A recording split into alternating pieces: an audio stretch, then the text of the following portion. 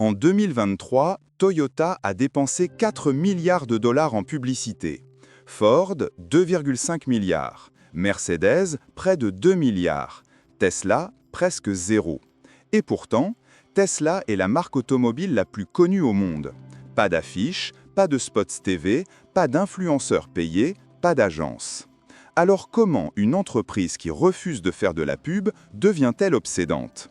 La réponse va changer ta façon de voir le marketing pour toujours.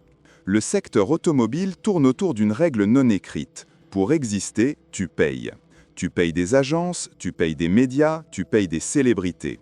Tu achètes ton espace dans le crâne des gens. Pendant des décennies, ça a fonctionné. Parce que tout le monde faisait pareil. Parce que la télévision était le seul canal de masse. Parce que la répétition créait la familiarité et la familiarité créait la confiance. Elon Musk a regardé ce système et il a décidé de ne pas y entrer. Pas par manque d'argent.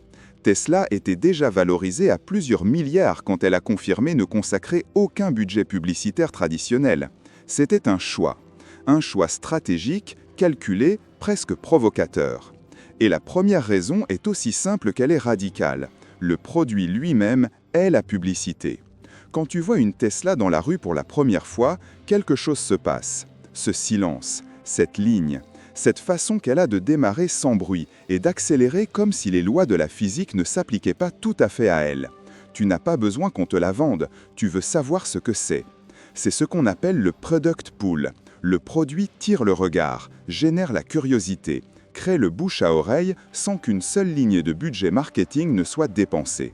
Mais voilà la boucle ouverte. Si le produit suffit, pourquoi toutes les autres marques continuent-elles de dépenser des milliards ? La réponse est inconfortable. Parce que la plupart des produits ne sont pas assez bons pour parler d'eux-mêmes. Alors on achète de la voix artificielle pour compenser le silence naturel. Tesla a fait le pari inverse. Construire quelque chose de si différent que les gens deviendraient les vecteurs de communication. Et ce pari n'est pas un accident. Il repose sur une architecture invisible que très peu d'entreprises ont osé construire. On va la décortiquer ensemble. Il y a une chose que les analystes financiers peinent à mettre dans un tableur, la valeur médiatique d'un fondateur imprévisible. Elon Musk est peut-être l'actif marketing le plus puissant qu'une entreprise ait jamais possédé. Chaque tweet qu'il publie génère des articles. Chaque apparition génère des mentions. Chaque décision, qu'elle soit brillante ou controversée, génère de la conversation. Et la conversation, c'est de l'attention. Et l'attention, c'est exactement ce que les marques paient des milliards pour obtenir.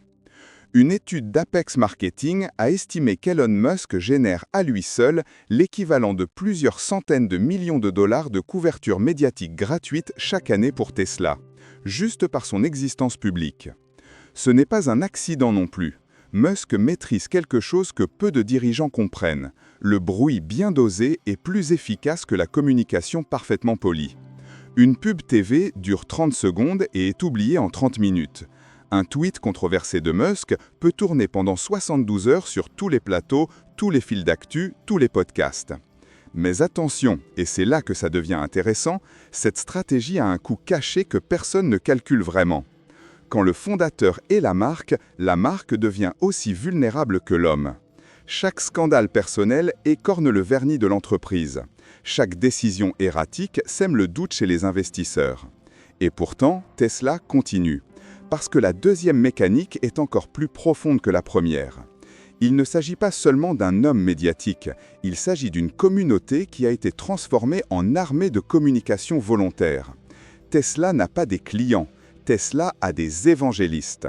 Et la différence entre les deux va tout changer pour comprendre comment cette marque a construit quelque chose qu'aucun budget publicitaire ne peut acheter. Machine de guerre marketing. Quand tu achètes une Toyota, tu achètes une voiture. Quand tu achètes une Tesla, tu rejoins quelque chose. C'est cette phrase qui résume tout. Et elle n'est pas le fruit du hasard, elle est le résultat d'une construction narrative soigneusement entretenue depuis les débuts de l'entreprise. Tesla a très tôt positionné ses clients non pas comme des consommateurs, mais comme des pionniers, des gens qui avaient compris avant les autres, des gens qui participaient à quelque chose de plus grand que l'automobile, la transition énergétique de l'humanité. Résultat, des forums de passionnés avec des millions de membres.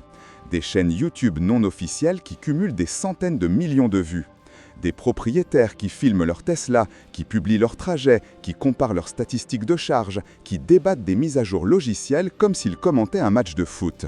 Chacun de ces contenus est une publicité, non payée, non contrôlée, et donc infiniment plus crédible qu'un spot produit par une agence.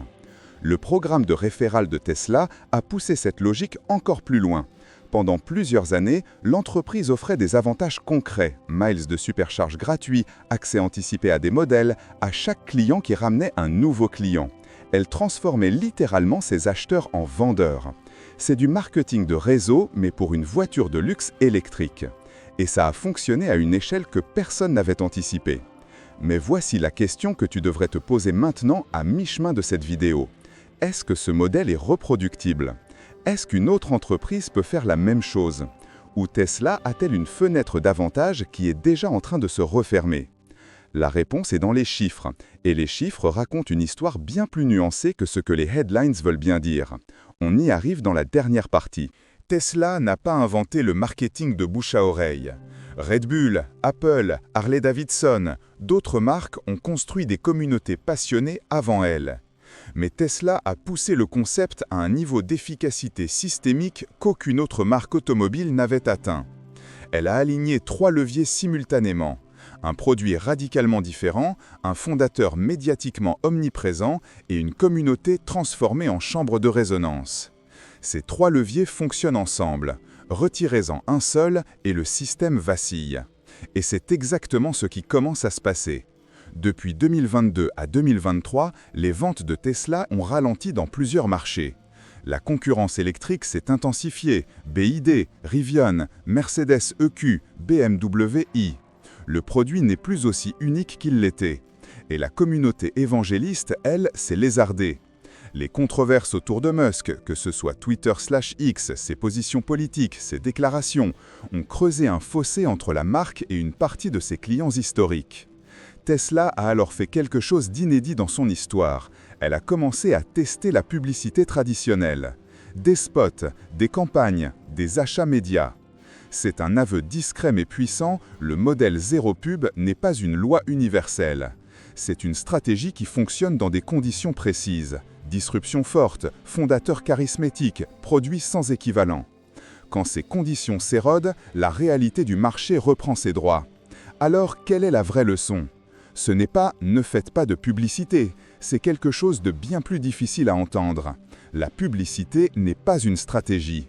C'est un aveu que votre produit a besoin d'aide pour parler. Les marques qui dominent le futur ne seront pas celles qui achètent le plus d'espace. Ce seront celles qui construisent quelque chose de si nécessaire, si désirable, si identitaire, que les gens se battront pour en faire partie. Tesla l'a fait pendant 10 ans. La question maintenant, c'est qui sera le prochain à le faire aussi bien ?